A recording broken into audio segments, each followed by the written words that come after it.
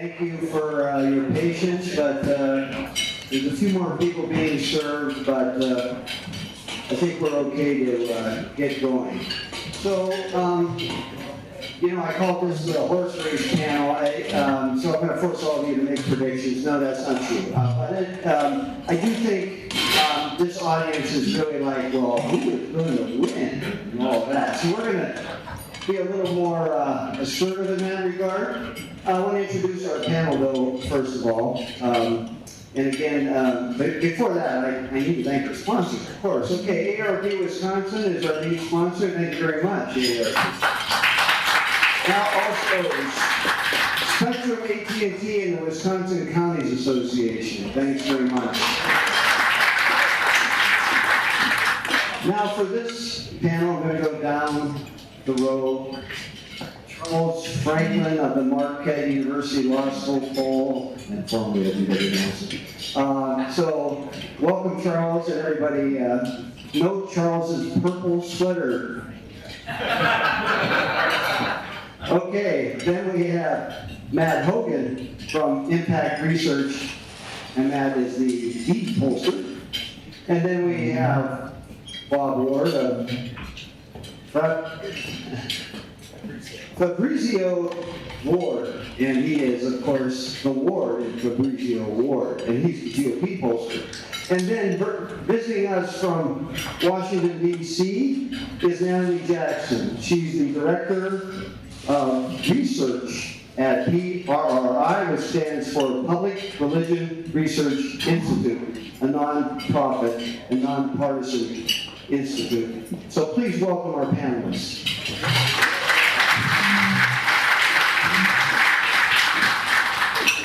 Okay, who wants to be first off on explaining the ARP poll for Wisconsin? It will be Bob or Matt? Okay, Bob. So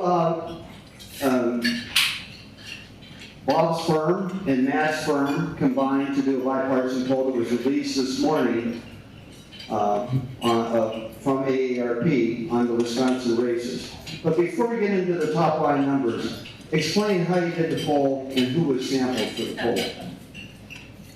Well, thanks for having us here. Happy to be here, and got some timely poll results to talk about. But how we did the poll, and this is one in a series of polls that we've done for ARP in the battleground states. It's complicated. So we have a statewide sample of 500 likely voters in Wisconsin that we surveyed. Our survey methodology included 3 different modes. We have live interviewer calls to landline cell phone, that's 30% of the sample. We have 35% live interview calls to cell phones, and then we have 35% of the sample, which are text to online survey responses.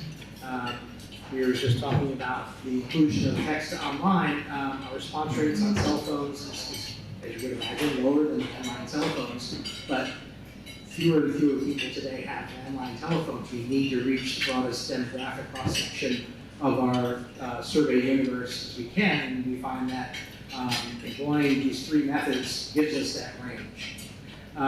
So the 500 sample survey of likely voters is augmented by 2 different oversamples. So one oversample is likely voters age 50 plus, and obviously an important constituency for ARP, and also an important constituency in understanding what's happening in the electorate.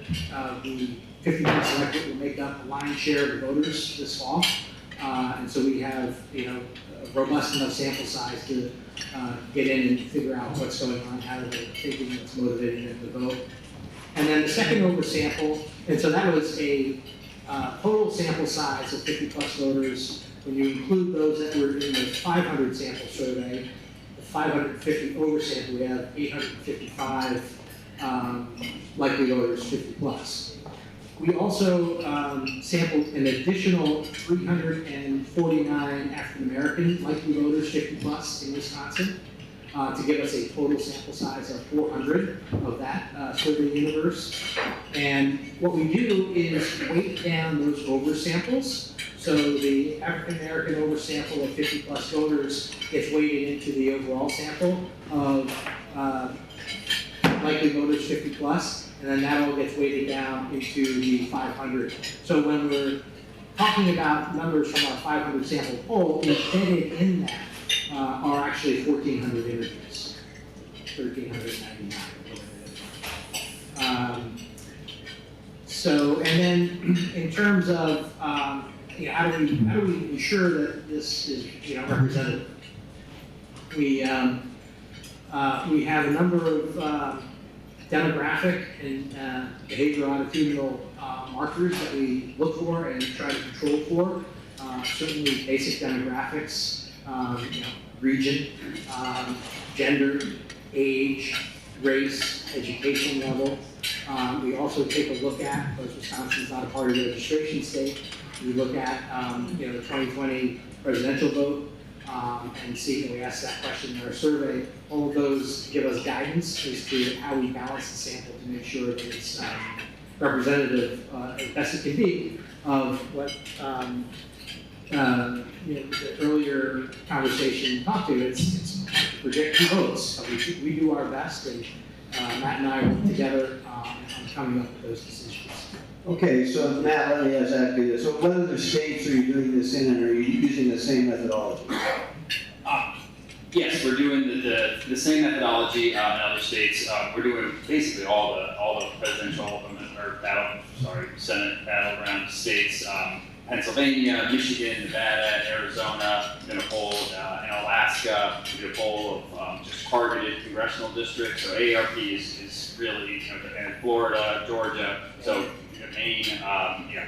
Okay, so you're all the hot spots. Yeah, all over, and in the Midwest, I guess you can throw Pennsylvania in there with Michigan and us. And I would just note that, you know, the methodology, the overall methodology is consistent across these states, so we do different oversamples depending on, you know, the electorate in that state. So for instance, in Nevada and Arizona, we do oversamples of Latino voters. Okay, so this is a technical question, but, or maybe it's a ill-informed question for me, but why not just do a poll and then overweight the plus 50 respondents? You know, why don't you do 1,000 surveys and then just overweight the plus 50, you know, of your general voter population? Well, the oversampling gives us data confidence. So if we were just to, you know, say a sample of 400 and weight it up to 800, it would still have the confidence of 400. It doesn't get any more confidence just because you multiply it by 2. Okay, you're looking at me like that is a dumb question, but it's my job to ask my questions, Bob. Okay? I asked a dumb question so everybody looks smart. All right. Now, what did you find? What were the results? What are the top line results? Go ahead. You know, look, I think we found a, you know, not surprisingly, a very competitive race. Races at both the gubernatorial and Senate levels in Wisconsin. You know, Wisconsin's been, you know, predicted the presidential candidate in the past 4 presidential elections. So I don't think it's, you know, surprising at all that we're seeing a tight race here. But we show. We also show, I think, you know, voters are very dissatisfied with the direction of the state. You know, we talked a little bit about that, the wrong track, right track number. You know, in all of our polls, it's basically very consistent in terms of the wrong track of the country. You know, pretty much overwhelmingly 3/4 of the voters believe the country's in the wrong track.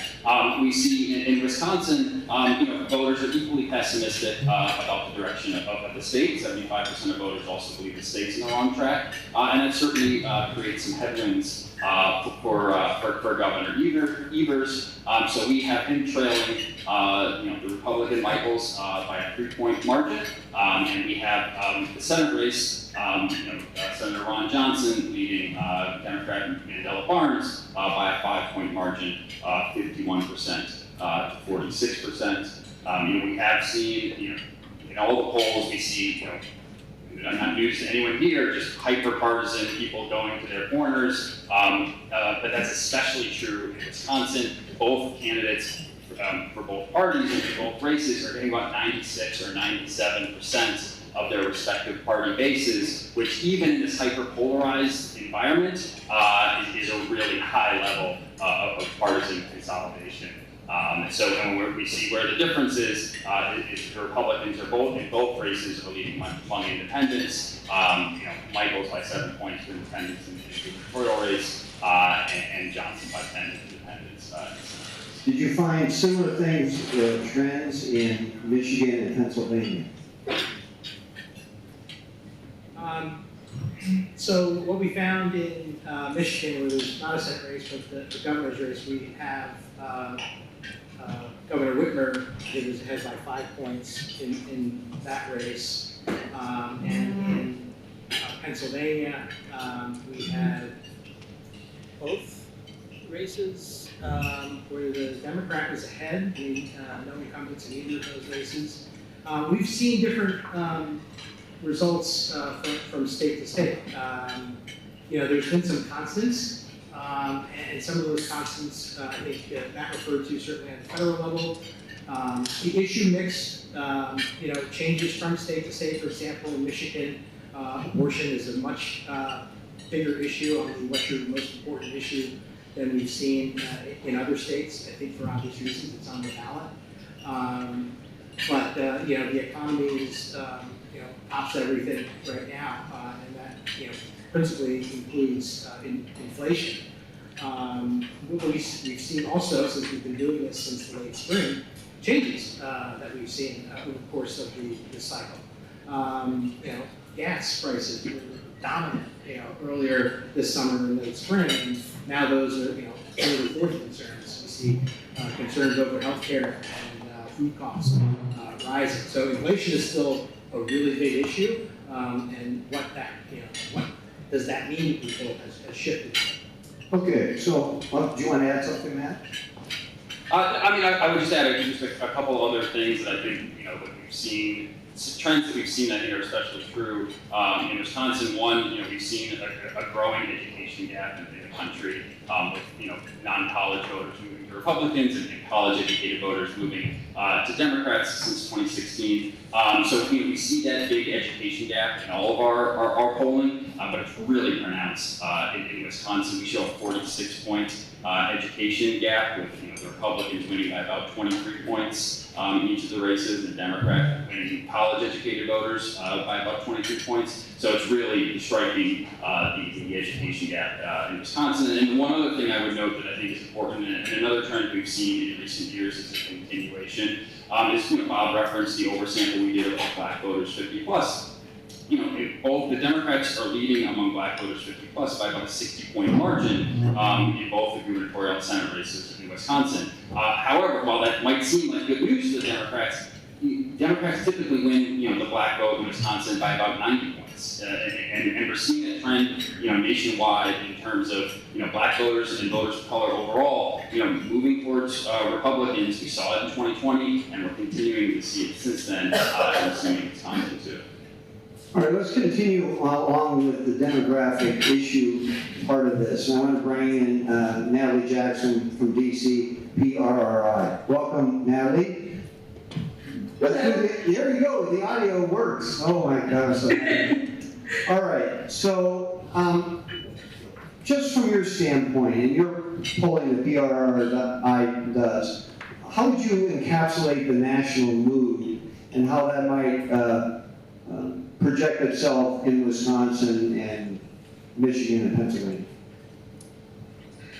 Well, one of my favorite movie quotes is about the fact that the country has mood swings, and another advisor says 19 zillion degrees in mathematics, and your answer is that the country has mood swings. And the pollster answers back, I could give you a better answer, but I would need chart graphs and an easel. And that's from the American president. And that I bring that up because the country is kind of having some mood swings. We've seen a a lot of shifting in the political environment between economics, between abortion, for different segments of the population, different issues are popping up as important. If you look at the electorate as a whole, of course you see that the economy is at the top. If you start slicing down, if you look at Democrats, you'll see abortion taking a larger role. If you look at Republicans, of course you're back to the economy with a larger role.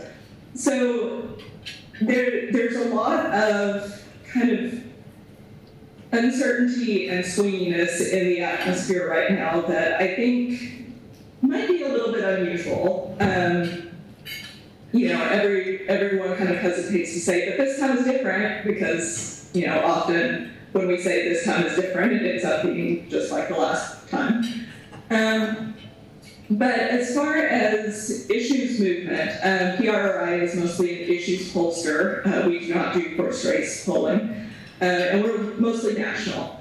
So, the biggest changes we've seen are really that uptick in concern about the issue of abortion among Democrats, kind of swingy, changeable emphasis on the economy, kind of depending on where we are.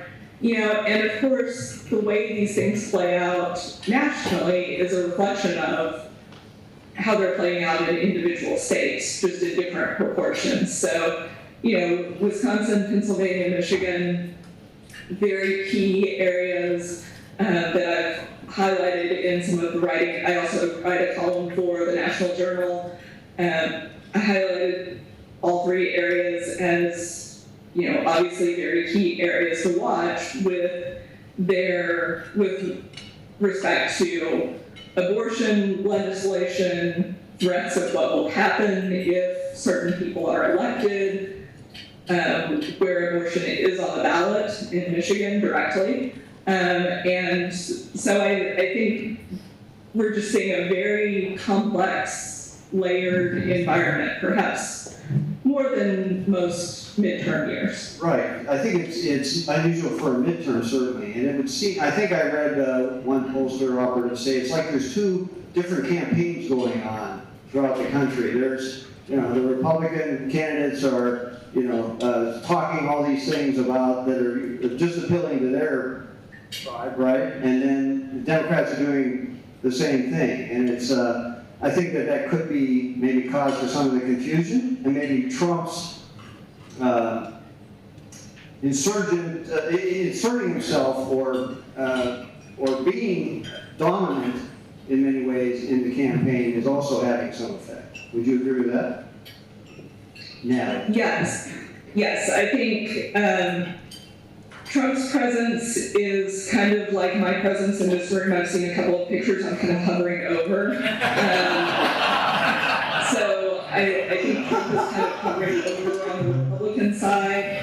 It's unclear how much impact he will have in the general election, but definitely over the primaries, we do very much see kind of a tale of two countries going on in a lot of the kind of overview national work that we're doing.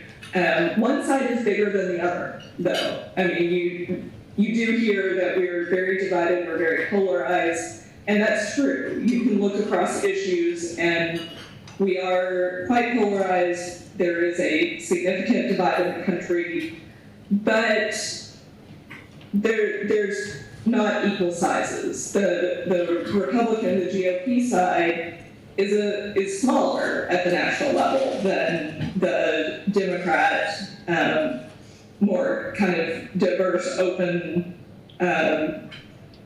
looking forward side. So the way we do this at PRRI, we have a lot of questions about, do you think the country was better or worse in the 1950s? And so what I mean by forward-looking, generally people who say it's better now are more forward-looking, or what I'm calling forward-looking, and then if they're saying it was better in the 1950s, that's kind of the smaller segment that I'm talking about. It's about 1/3 to 40% of the country in that group.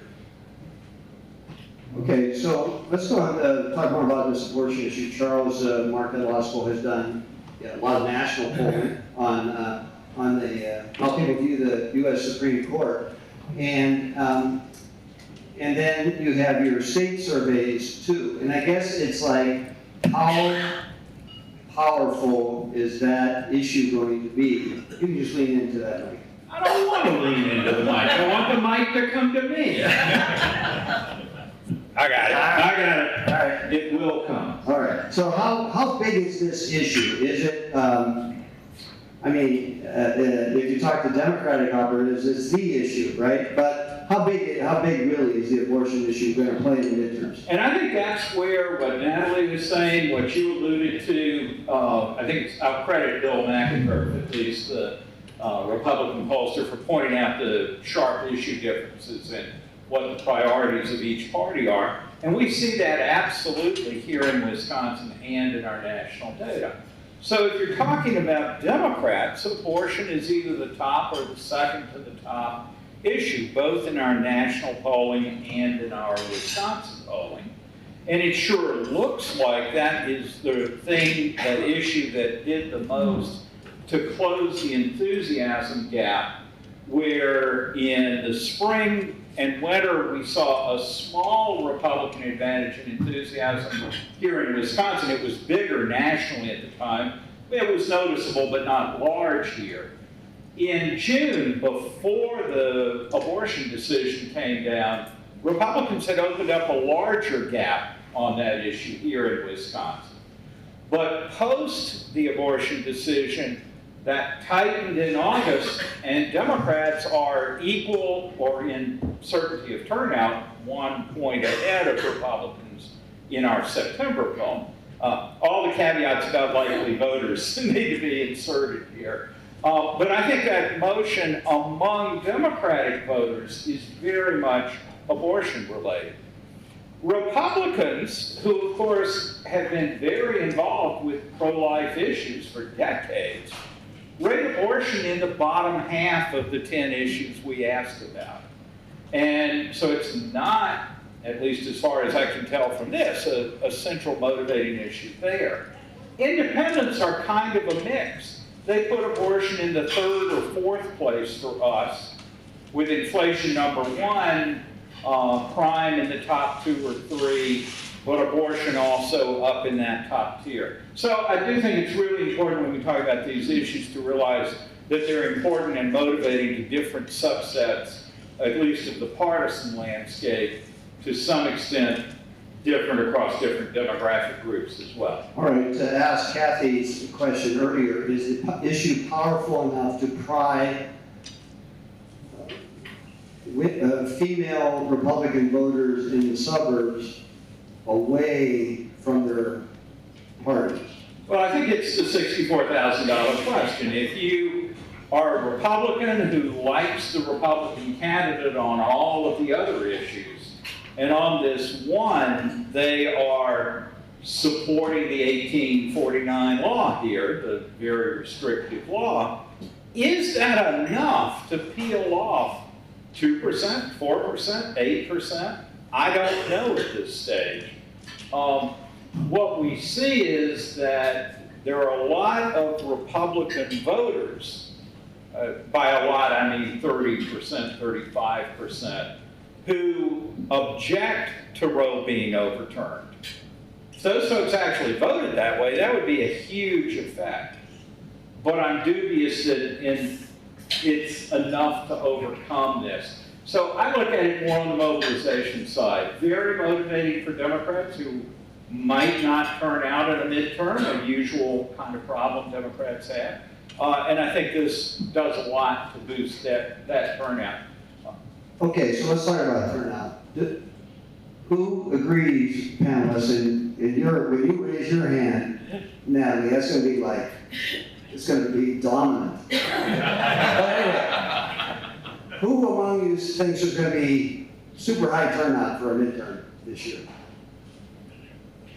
Oh, we have a unanimous consent. Okay, so who gets the advantage from that? what candidates, what type of candidates, or what party gets the advantage of a high turnout? Let's go with Matt first. That's a great question. You know, I think it's, I'm sorry, I'm going to punt on this one. I think it's going to be really tough to say. I do expect turnout to be very high. I think historically, you used to have a case where high turnout benefited Democrats. But as we've seen that education gap grow and non-college voters who were, you know, typically less likely to vote, and college-educated voters kind of moving to Republicans, that turnout advantage for Democrats has really dissipated a lot. So to me, the big question is basically which of these kind of drop-off voters, and by drop-off I mean those voters who show up in presidential elections but are less predictable to turn up for midterms, which of those two kind of key drop-off voters are going to turn up more. I expect both of them to turn up more than usual. But to me, it's for the Democrats, like the under 35 voters who, you know, definitely typically underperform in terms of their share of the electorate in midterms. Are they going to turn out closer to what they do in presidential elections? Or are those white non-college voters who also are kind of disproportionate share of drop-off voters who we know turned out in big numbers for Trump in 2016 and 2020, are they going to turn out more? So to me, it's mostly a big question of which of those two kind of drop-off voters are going to turn out more in 2022 in terms of which benefits more. I'd say at the moment, it looks like it's going to be a push. Okay, before I go down the line, is anybody going to differ from what Matt says? Is everybody going to punt? Really? It's 4th and inches, and you guys are punting? I mean, wow, okay, that's... All right, well, let's go to the Trump voter. I mean, you know, Trump won the state once, didn't win it the next time. Sorry, Michael Gilman. Okay, so, given that, will voters who voted for Trump vote for somebody not named Trump? And in what numbers might they? Because there were a lot of, the Republican Party went out and recruited a lot of new voters last time. And they were motivated to vote for Trump. But now he's not on the ballot. Or maybe he's hovering on the ballot. Go ahead, Bob. He's hovering. Yeah, so I mean, I think there's a couple things, and I'll use the AARP polls both in Wisconsin and the other states that Matt mentioned, including the most competitive congressional districts around the country. What we found is that in every one of, if you look at them collectively, the presidential outcome was probably, you know, a few points to Biden. It's actually, I think Alaska messes that up a little bit, but it was competitive. What we're seeing in each of these polls, where we ask if people approve or disapprove of Donald Trump and his performance as president, sort of retrospectively, it's about 1-to-1 in all of these states. Whereas Biden, whose numbers have swung around a bit as the year has gone on, is still, you know, net 10 points negative. And, you know, earlier on, it was double digits negative in some of the early states that we polled. So I think to answer that question is, yes, he captivates a segment of the electorate, half of the electorate in these battleground states, that's not going away. Now, so, and if we look at, you know, the generic Republican, or generic congressional ballot, we see across all of those states that there's a 5-point advantage for the Republicans. So Trump's not receding in, you know, popularity, and Biden's definite receding in popularity has had an impact on that generic ballot. Not to the degree which Biden's numbers would suggest that it should, but it definitely has. Now look at the Senate races and governor's races. There you have a different story. And it comes down to candidates and campaigns matter. So across all of those states where there's a Senate race, we see you know, a 2-point advantage to the Democratic candidate over the Republican. And in the gubernatorial races, you see about the same edge for the Republican. So it swings around. So we look at that, you know, is Trump going to have an impact even though he's not on the ballot? Absolutely. And his strength has not weakened since 2020. Okay, Charles, you have what about in Wisconsin? Will Trump voters from the last time be there to vote Republican for Michaels and Johnson this time? Well, I exactly agree that we don't know, and the big question is Democrats got to get a big boost in turnout in 2018 and 20. Republicans got a big boost in 20. Both of them are just desperate to keep those new low propensity voters turning out this year. And I think it's just really hard to know. The one difference I would say here is our polling, both state and national, shows Donald Trump still very strong within the Republican electorate.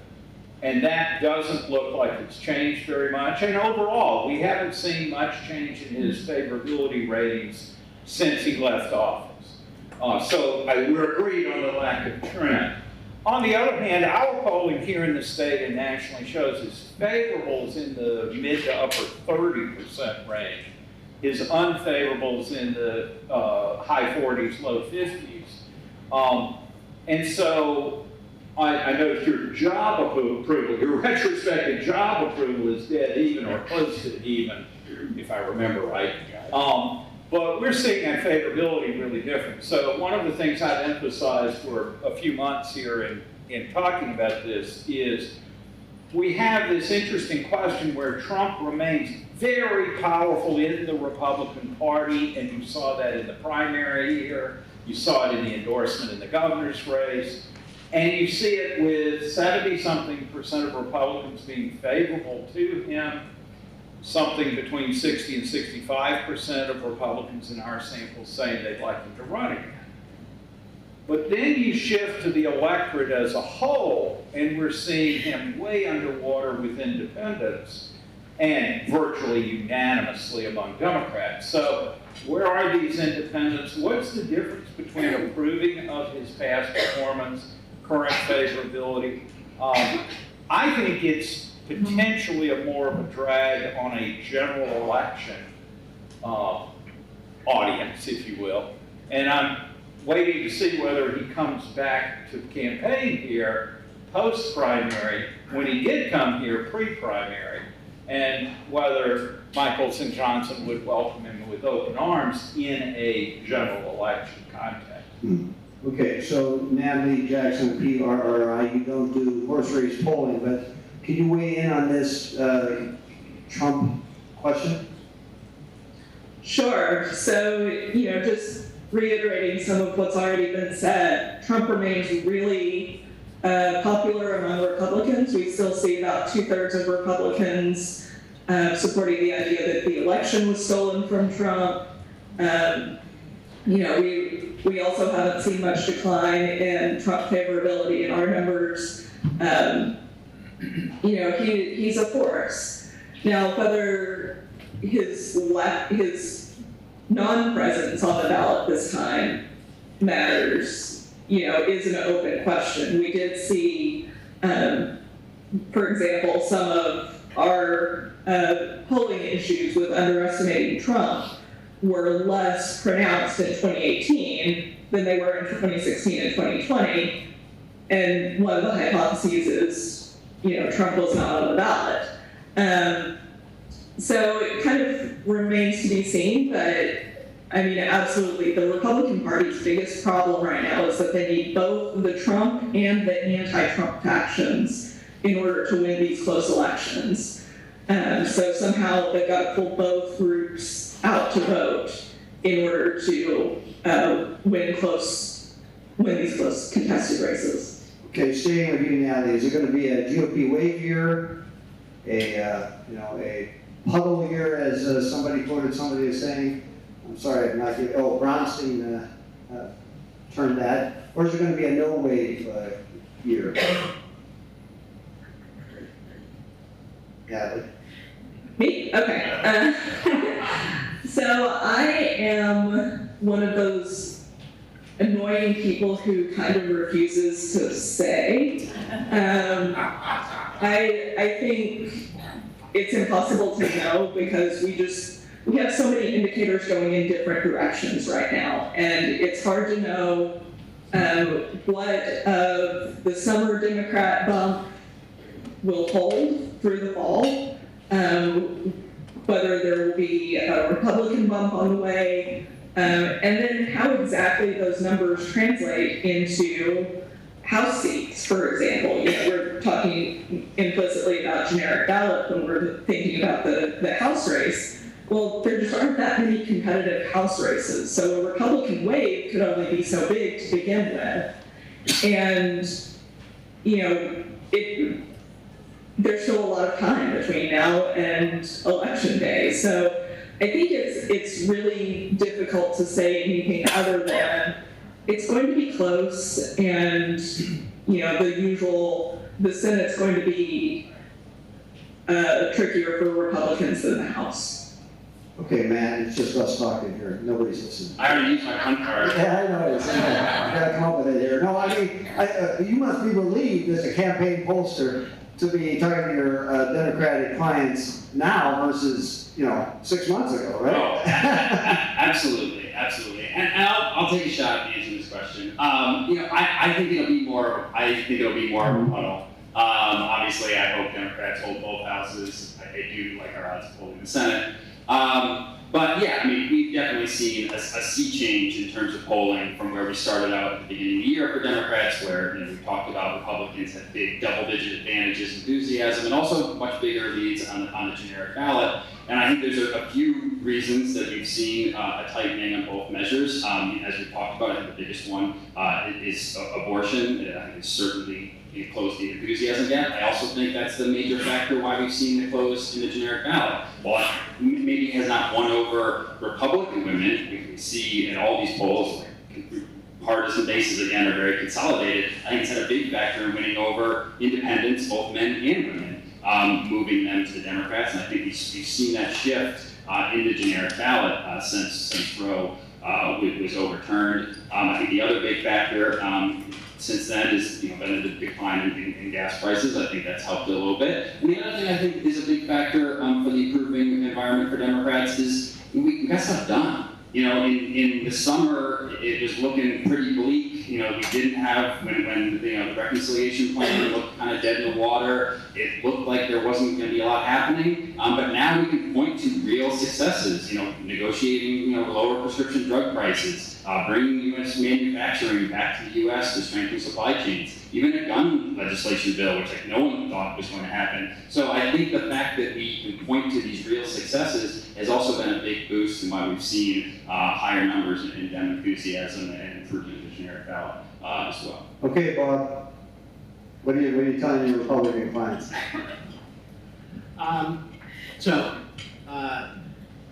There is, 5 weeks or so left in this campaign, and that's, you know, the most intense part of the campaign, and things can happen. And even in these, you know, especially in these close races, you are talking about a small number of people who can swing either way. But, you know, agree with everything Matt said in terms of the trajectory of where we've come from. I don't see it possible that the Democrats keep the House, but it's definitely not going to be a red wave. So maybe more on the puddle. And I do think Republicans taking over the Senate is now more of a challenge as we look at each of these individual Senate races, which are, you know, less attuned to sort of the national environment and more attuned to what's going on with those candidates in the states that they're running in. So you know, that's my crystal ball, is we'll probably end up, you know, having a split probably.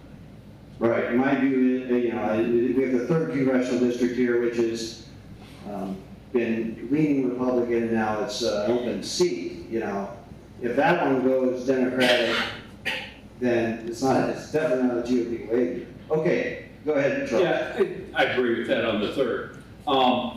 I think we're in agreement, especially on the difference between the House and the Senate. When you go down individual Senate races, there's a scenario for Dems to hold 50 seats and not improve. There's a scenario where maybe they drop a seat, scenarios where they gain 2 or maybe 3, but I think 3's way out there. That would really be a continued thing.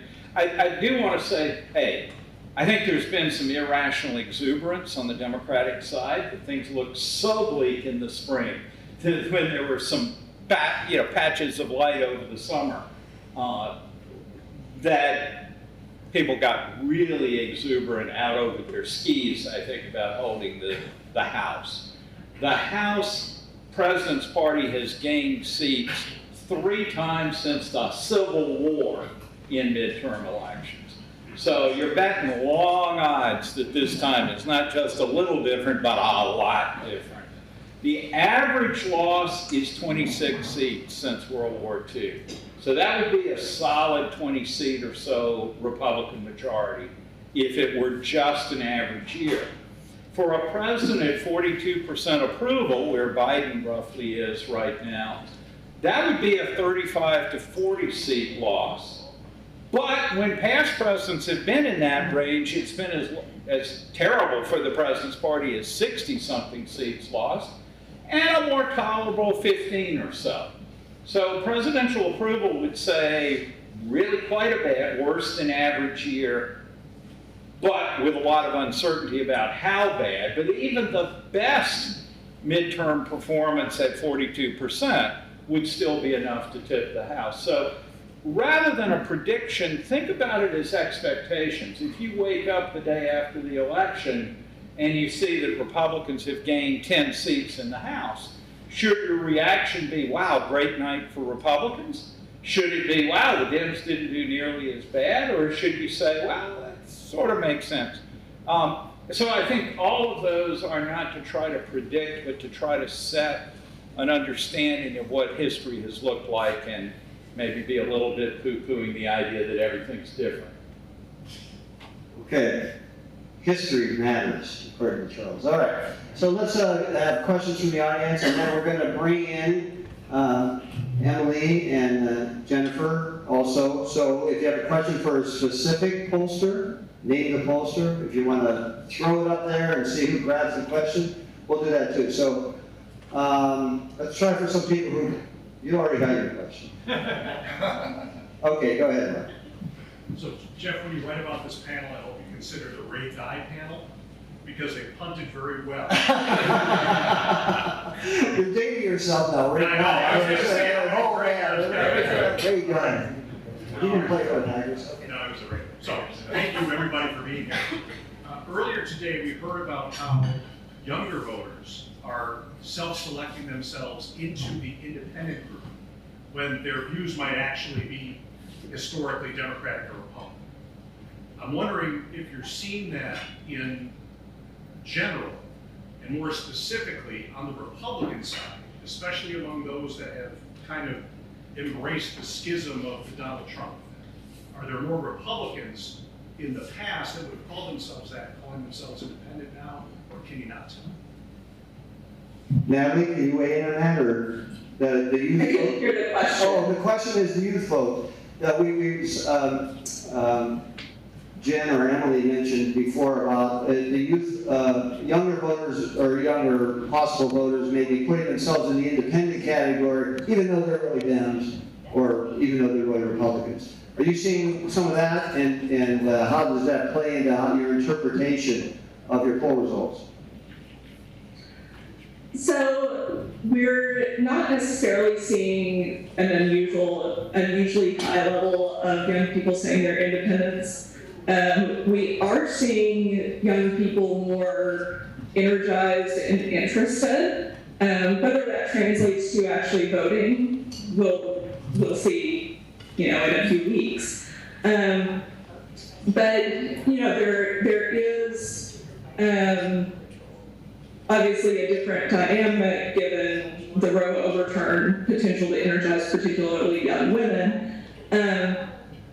But we don't really, since we don't do horse race, what we're doing is measuring all adults, all American adults. So the young people are, accounted for in proportion to their share of the population, in kind of in the things that I talk about. They are a much more progressive Democrat-leaning population, regardless of whether they identify as independent or Democrat.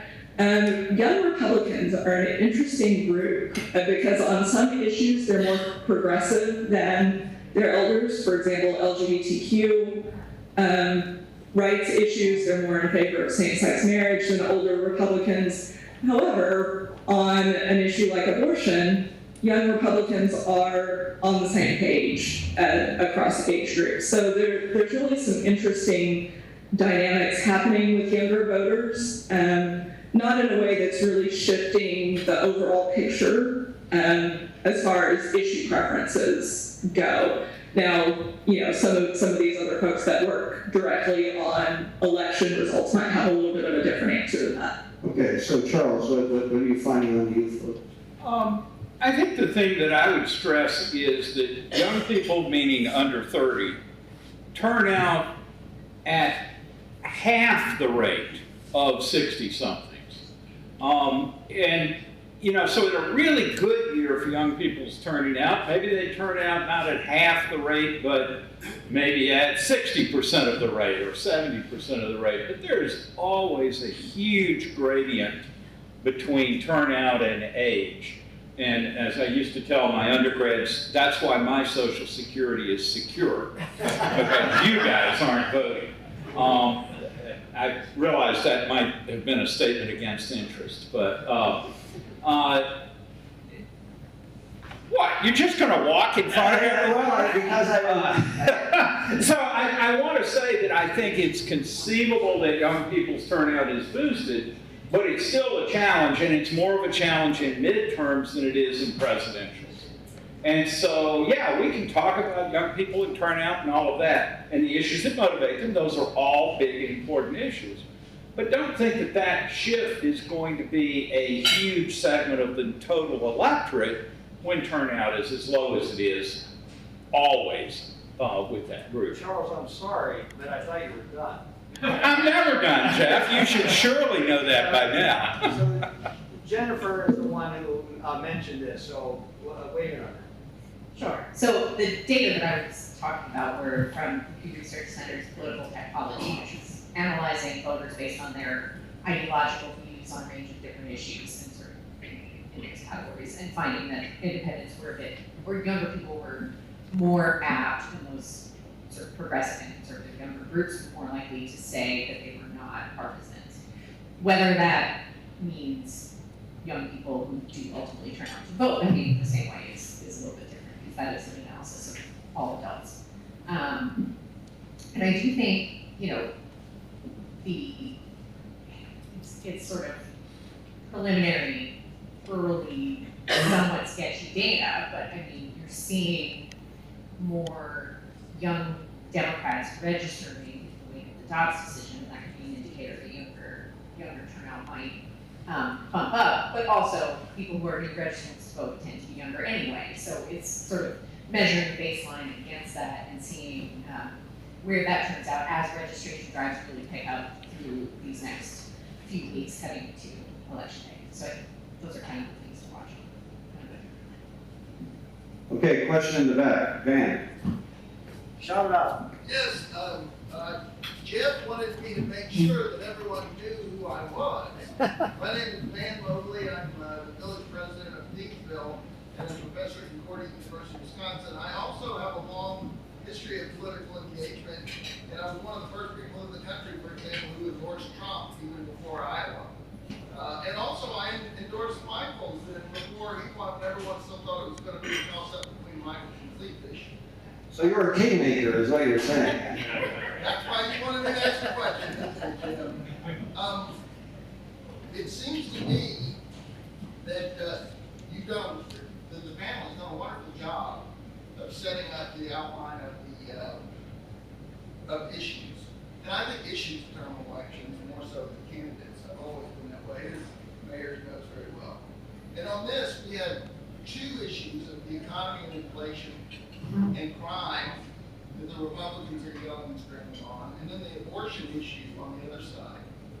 But the abortion issue, if you look at it closely, the 1849 law already allows conception for the life of the mother, and the Republican candidate, Michael, has given his signal that he's willing to negotiate.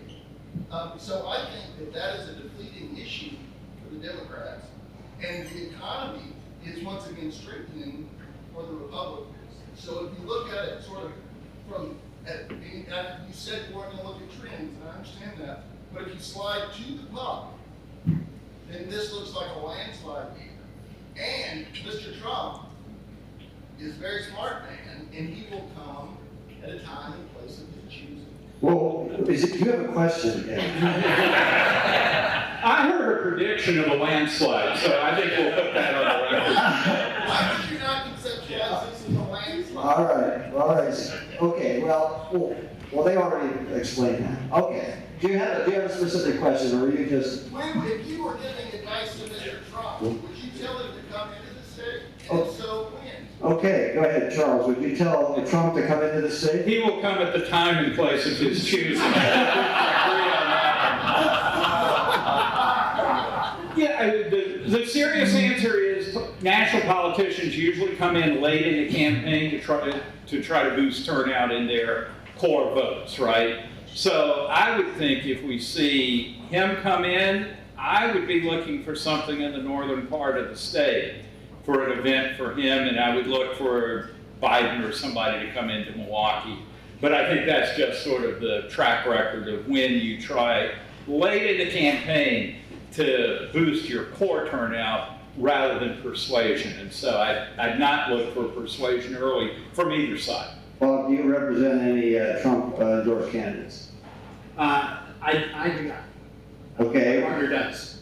Okay. Well, what would you recommend? Well, I mean, look at the data here from Wisconsin, and I'd say it absolutely. I would rather have, if I were a Republican candidate, I'd rather have Trump here than Biden for the Democratic side. Why do I say that? I mean, among independents in Wisconsin, Trump's job approval is basically 1-to-1. Among independents in Wisconsin, Biden's job approval is underwater by 21 points. So in a close race, and you're looking to get as many independents out, I think I'd want half of those independents. Okay, other questions? Shut it up. Does control of the House or the Senate matter with how many seats are picked up? And obviously, if you're 200 seats down in the midterm and you're not the president's party, you're more likely to pick up seats. But I'm saying that right now, with a tied U.S. Senate and a fairly functional Democrat majority in the House, looking backwards, does that matter with how many seats are going to be picked up? I'm not sure I get it. How many seats are going to be? Does past performance dictate how? Who's controlling each house going into the election? Okay. Does the fact that the president's party being in the White House, does it matter who's controlling Congress? Does that like add another layer of potential backlash? I guess. Go ahead, Matt. Well, look, I think the party that has the presidency is the key factor. We noted that, I think Charles noted how 3 times since the Civil War, the president's party has won seats. The most 2 recent ones, 1998, 2002, in both cases, the president had a job approval rating in the 60s, so that's clearly not the case here. I think the bigger implication in terms of who is control of the House is just the number of competitive districts. I think Republicans are less likely to pick up a lot of seats this cycle because they picked up 14, I believe, in 2020. So the number of competitive potential pickups for them has shrunk. So to me, that is the biggest. If Democrats had a huge majority right now, we'd be talking about a bigger wave. But the fact is it's a very narrow majority. There's just fewer seats that are persuadable and potential pickups. So Obama, the first midterm, he had a lot to lose. That's exactly right. Okay. Oh, you're hiding behind me. Okay, go ahead. Sorry. Okay, my question is, as we've got 5 weeks till election day, at what point leading up to then would you be willing to make a prediction in Wisconsin? And what would cause you to feel confident in a prediction? Thursday after the election. Maybe. Way to go out in the lip, Charles. Well, depending on the counting of absentee ballots and how fast that goes. Now somebody here has to say, well, a poll doesn't predict who's going to win. Now, who's going to say that? Okay, go ahead, Bob. Yeah, I mean, the thing about elections is they become more volatile as you get closer to election day. and that is especially true in close races where the margin of shifting of who's going to win or lose is based upon people who are just tuning in, right? So most of the voters have already made up their mind. But that doesn't mean they're going to decide the election, and especially in a close race. So it's really hard to predict, and these are going to be close races. You know, I just want to say, you know, why don't we talk about, you know, thank you for trying to get them to predict. But let's talk about the late deciders, because, you know, this phenomenon of the late deciders, I think, emerged, or maybe I'm just noticing, it could be I was asleep for a long time. But anyway, you know, what about these late deciders and the impact, like a late story on Bush and his, drunken driving thing? Okay, that seemed to move some people. It's like, really? They didn't know that there was an election or what? So, Charles. Yeah, I think especially the things that we all agree on, that we're getting 95, 96, 97% partisan line voting, reduces that possibility for late deciders. You can point to things, you know, the Comey letter at the end of 2016 is probably the most prominent example. And so things can change. And to actually answer your question, our last poll will be out the Wednesday before the election. So I will live or die by that. And I have my witness protection program. But, you know, yeah, margin of error, things that can change late. I think less this time, but we'll just find out. Okay, the question there in the back. Is there any trends that you're seeing in Ohio, Pennsylvania, or Arizona that you're not seeing in Wisconsin? Are you seeing trends in other states that you're not seeing in Wisconsin? Right? Yes.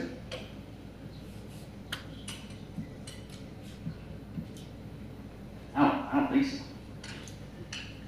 Yeah, I would, I haven't seen, our Pennsylvania poll is now going back to June. One of the things we saw there, we're seeing a little bit of it here, is you had some of the candidates who were really not well liked, who were absolutely competitive in their races. And, you know, you have each of the candidates here in this state whose images are underwater, and yet they're all competitive. So, you know, I would, I don't know if that's a differentiator for Wisconsin or not. I will say that, yeah, I think it was mentioned on the previous panel that there is a lot of negativity towards the candidates and intensity, all of them. And if you look at the 4 candidates running for governor and senate here, they're very unfavorables are probably about 15 points higher than their very favorables. And so as this campaign progresses and ads are run, there'll be nose holding when people go to vote. And I think you'll see that in other states as well, like Pennsylvania. Okay, let's go to the state of polling. I mean, Emily and Jen got in there and, you know, I think examined some of the things, some of the problems. Somebody mentioned, well, hey, go to prepaid cell phone lists. I hadn't thought of that one, but anyway, what's the state of polling? Matt. So, I am of the mind that polling has basically had a consistent problem. I'm not sure it's white non-college voters, but it's correlated, I believe, with white non-college voters. Going back to the Kentucky gubernatorial election in 2015, that to me was like the canary in the coal mine, where polls were really, really off. And we've kind of seen that trend continue, especially in the Midwest, especially in states like Wisconsin. We have a larger share of white non-college voters. We've seen that trend in 2015, 2016, obviously. We did see it, I think it's underreported, in 2018. It was just less pronounced, I think, because we saw a higher Democratic turnout, and midterms tend to be a little more college educated, but we saw that where the polls were off in 2018 was the same places we've seen them off in 2016 and 2020. Again, predominantly Midwestern areas that are dominated by white non-college voters. So that is still like the $64,000 question is, you know, we're taking lots of different methods, asking questions, doing different methodologies. Bob mentioned we do text to web for the AARP polls. A big reason we did that is we saw in 2020, using the text to web methodology, across the country in all our states, those results kept coming in more Trump, more pro-Trump than any other methodology. And that's the reason we feel like that was one reason we were more accurate. We certainly got some stuff wrong in 2022 than most pollsters, and kind of expanded the use of that in 2022. So look, I think any good pollster recognizes that there are problems. I think we're all taking lots of different measures. I won't bore you into all the details and stuff that we're trying to do to fix them. But to me, the big question is figuring out how to get a representative sample of those, whatever it is, something correlated with white non-college voters. Okay, so Natalie really didn't want to answer that question. She disconnected. No, she didn't disconnect. Okay, go ahead, Bob. What's the state of polling? Or why should I believe your poll? I mean, it's, I started in this business in the early 90s, and how we conduct polls today is far different than how we conducted them back then. Everyone had a landline phone. You could truly, do RDD calling and get, representative samples of people if you try hard enough. That's just not possible today. The way we communicate and talk and contact potential respondents is, super complicated. And so we have to adjust. And every election cycle in recent memory, we're doing something different than we did in the previous election cycle. Government does a good job in tracking, like who's got a landline telephone, who's got a cell phone, that type of thing. And it just keeps changing. Most people don't have a landline telephone. And so we have to develop ways to reach people, the broadest cross-section of people. The idea of a random survey is everyone has an equal opportunity of being selected to the poll. And that's our challenge. And to adjust for that, pollsters like Matt and I are having to, employ things that probably, aren't great, in pure scientific parlance to get a statistical sample, and that would be, either imposing some quotas or waiting to make sure that you're not running off the rails in terms of what your sample should look like. And so what are those things that they should look like? And even that's hard because we just said we don't know who's going to turn out. But we have some good ideas in past elections. We can draw inferences from past exit polls, even census data provides insights, and we just have to look at that to make sure that our numbers are reflective of the state of play right now. It's hard, and we talked about polling averages. I mean, there's value in that just in terms of the sheer quantity, although the quality of that quantity isn't always good. But it gives you an idea of where things are heading, at least typically. Okay, Charles, you've been on some of these committees. She's going to walk behind you here now. But you've been on some of these committees that have studied this at the American Society. What's the name of your? APOR, Yeah. American Association of Public Opinion Research. So what's the state of polling? I think what you just heard, everybody in the business is looking for alternative methods to reach voters, because that's the biggest thing. How do we get a sample and how do we reach people? So that's evolving rapidly, but it's more of a challenge at the state level right now than it is in the national level. So our Marquette national surveys are done completely online, but with a sample of respondents who were selected by sampling their postal addresses. And so we know we have a probability sample of addresses where people live throughout the country. Then they're sent a letter inviting them to participate in surveys, not just mine, but ongoing surveys. They're compensated to a modest degree for completing the surveys. And that way, you're getting a non-threatening letter in the mail, usually with $2 to $5 stuck in it. The incentives itself is a huge question of what's the most effective incentive. When I was at Michigan, we did an experiment. It turned out a pen with a University of Michigan logo was more effective than a $2 bill. Go boo. Go ahead, boo. You're welcome to boo. I'm proud of it. So I think that those alternative methods that work at the national level for us, and I'm very happy with the way we've been doing these surveys since 2019 at the national level. Unfortunately, they don't scale down to the state very well. And so if I wanted to do a sample on that for Wisconsin, I would be stressed to be able to do a 400-person sample. And I could not do that 400-person sample 8 times a year like we do on the phone, because I'd be hitting the same people over and over and over again. So I rather seriously tell our polling house it'd be really great if they'd recruit more online people in Wisconsin. I'd like to do that. I'd like to do text to web. And I think that may have improved recently. We did a test in 2020 where we did a parallel telephone sample and we did a state text to web survey at the same time.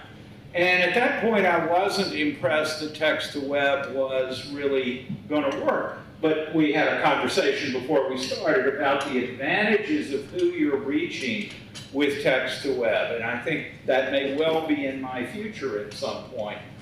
But the telephones, even with all these challenges, still remains a way that I can get a sample of 800 respondents statewide, and I can do that 8 times a year. And I'm not going back to the same people every time. It's a fresh sample.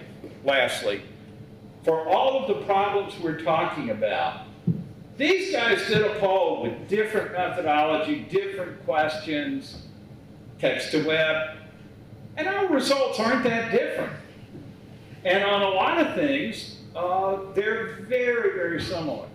And so I don't quite want to concede that polling is broken when I see so many polls conducted independently of one another by different organizations. And we're 2 to 5 points difference on stuff.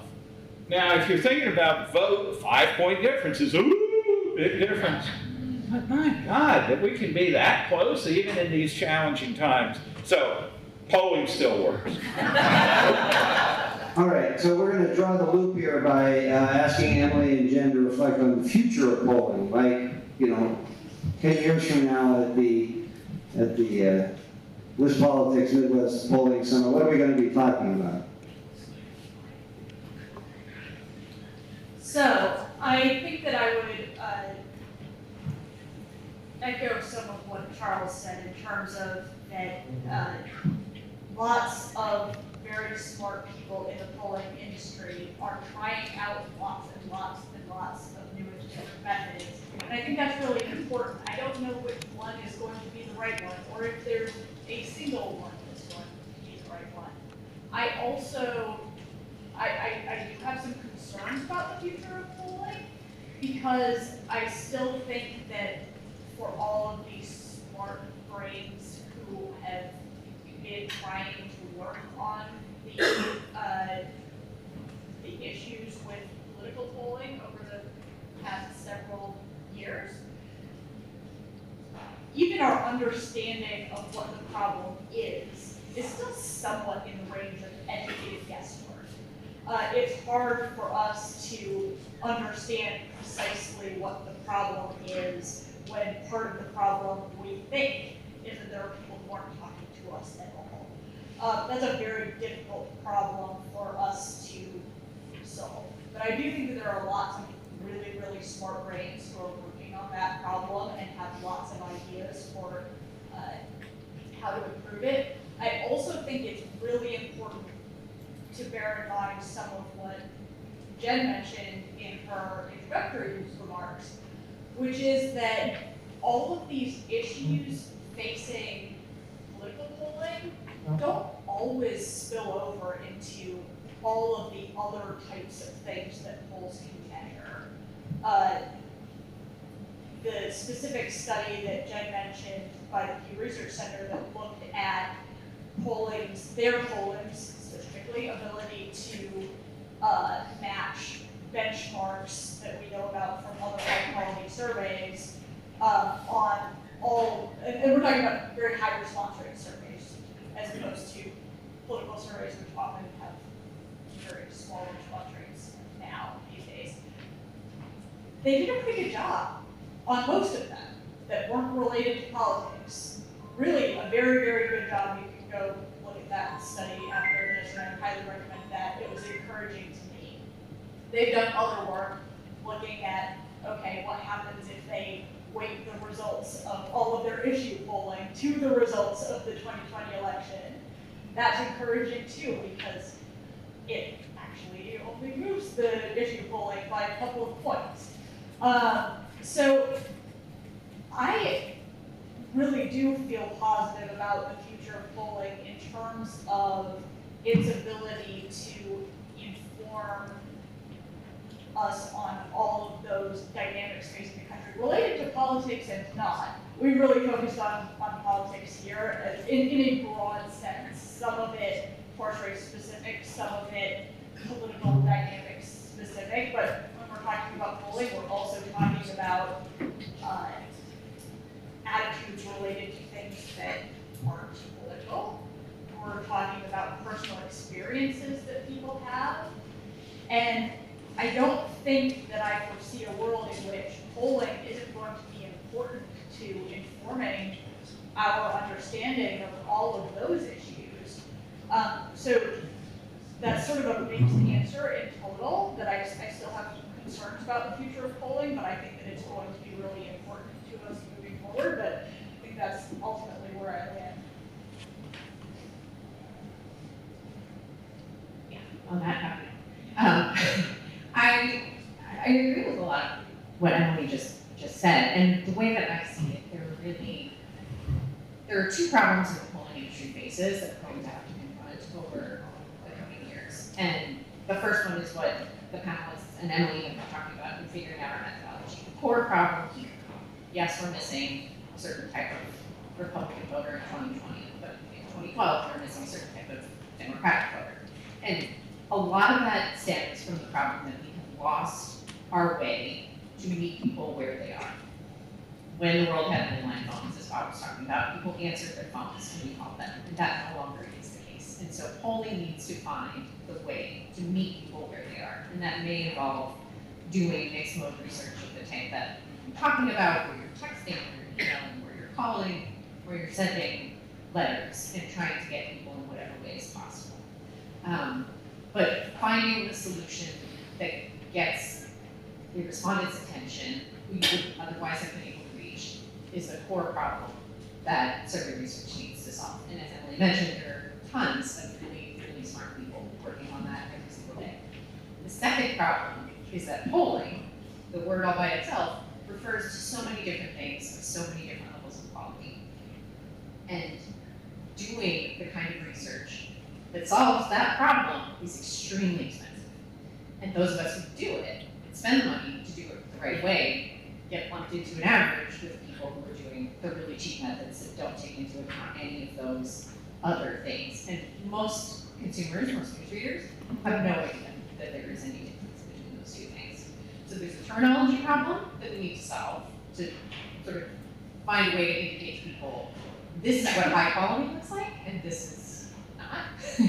And also solving the methodological problem that's confronting the industry. And I think those two things are where you're going to see pretty much every pollster worth their salt working on in the next year. So you get what you pay for in polling. And averages, obviously, have an issue, right? That's why they're averages. All right, I think we've covered a lot of ground here. We're not going to get predictions out of these people. We're going to get their cell numbers and text the hell out of them and get a prediction they know. All right, so I want to thank our sponsors first off. ARP Wisconsin, Spectrum, Wisconsin Counties Association, and AT&T. I want to thank Natalie Jackson, but well, she left us because my technology skills only go so far. So thank you, Natalie, in abstention. And I want to thank, of course, Charles. Thank you very much. We appreciate all that you do. And thank you, Matt Hogan. Thank you, Bob Ward. Thanks to all of you, and really appreciate it. Suggestions welcome. And we'll see you at our next event on October 12th. You can check it out at wispolitics.com. Thanks, everybody.